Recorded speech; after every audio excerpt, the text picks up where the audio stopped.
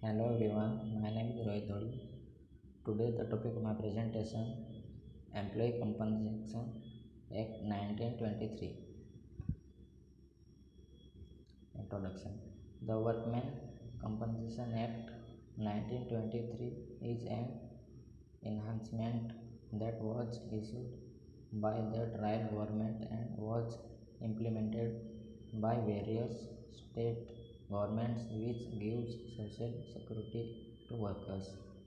This security is offered by the law for people who work. The act was formed after it was noted that laborers were getting more exposed to danger with the use of advanced and sophisticated machinery. The common law had it that the employers would only take up the compensation responsibility if it is found that industrial accident was a result of its negligence. negligence. Objective of the Compensation Act. The Workmen Compensation Act of 1923 was formed majorly to give compensation to workmen in the event of an accident.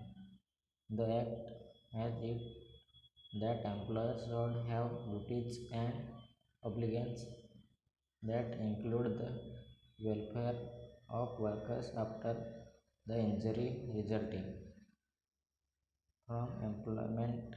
In the same way, they have resolved the rights to make profits. The Act aims to see workmen have sustainable life after an employment-related accident. Scope of the Act. The Act is applicable only those workmen working in industries as specified in the Act.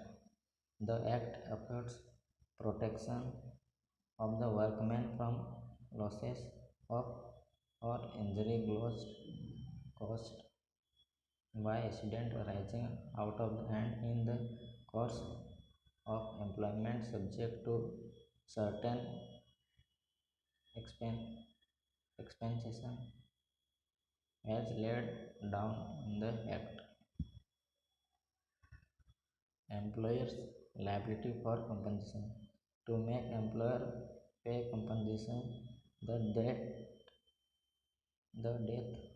or injury suffered by the workman must be consequence of an accident arising but out of and in the course of his employment. It depends upon the following four conditions. First, the factual connection between the injury and the accident. Simple personal injury is caused to workman while on work.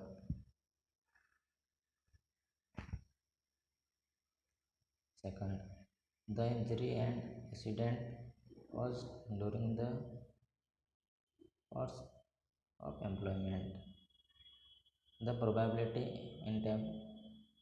tenable to reason that the work contribute to the causing of personal injury. Fourth, the applicant process that it what the work and the resulting train which contribute to a aggregated the injury. Applicability of the Act. A. All railway servants not permanently employed in any administrative district or subdivisional office of railway not and not employed in any capacity as in specified in Schedule to the act. B. Person employed in any such capacity as is specified in Schedule 2 to the Act. Schedule to include person employed in factories, mine, plantation, mechanically,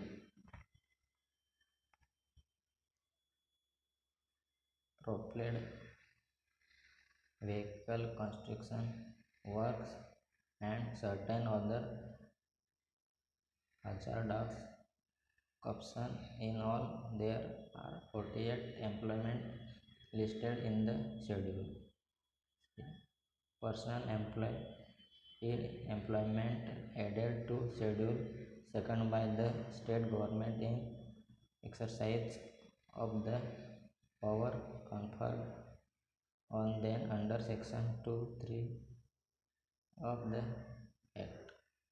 In this connection, a statement indicating in the medicine mode made so far by different state governments is enclosed.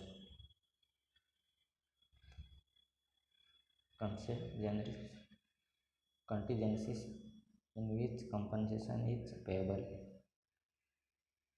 Compensation is payable in case of temporary, permanent disablement or death as a result of an employment injury.